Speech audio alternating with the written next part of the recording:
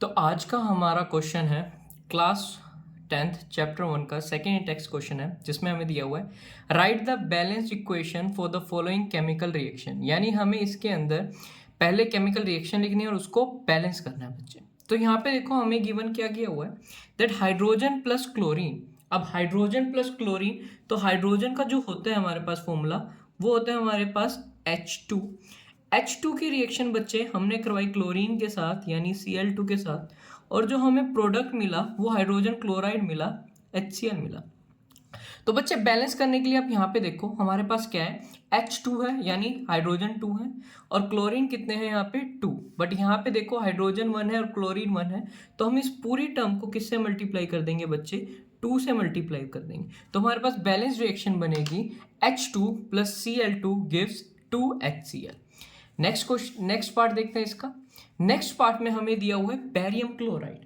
Barium chloride का बच्चे formula होता है हमारे पास BaCl2 और रिएक्ट कर रहा है वो एल्यूमिनियम सल्फेट के साथ। एल्यूमिनियम सल्फेट का फॉर्मूला है हमारे पास Al2 ब्रैकेट में SO4 होल थ्राइस।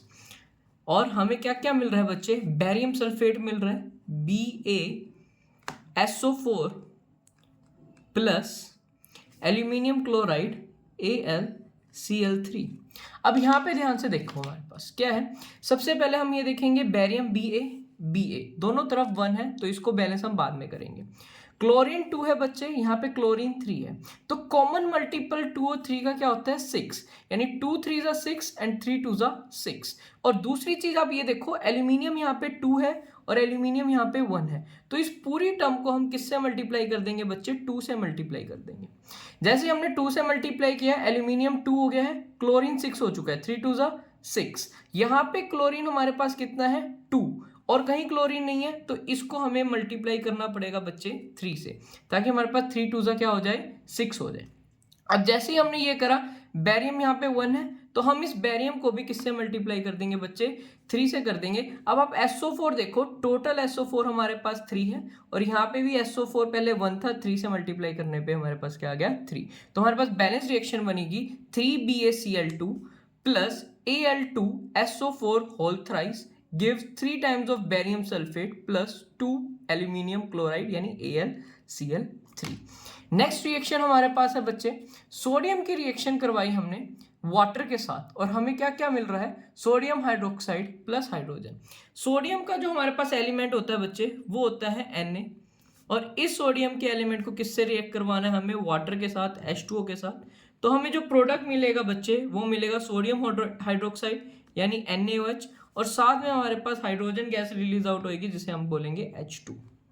अब जरा यहाँ पे देखो, यहाँ पे हमारे पास क्या है बच्चे, हमारे पास यहाँ पे 2 हाइड्रोजन है और एक हाइड्रोजन ये रहा है, 2 + 1 3, बट यहाँ पे हमारे पास टोटल हाइड्रोजन कितना है 2 हाइड्रोजन है बच्चे।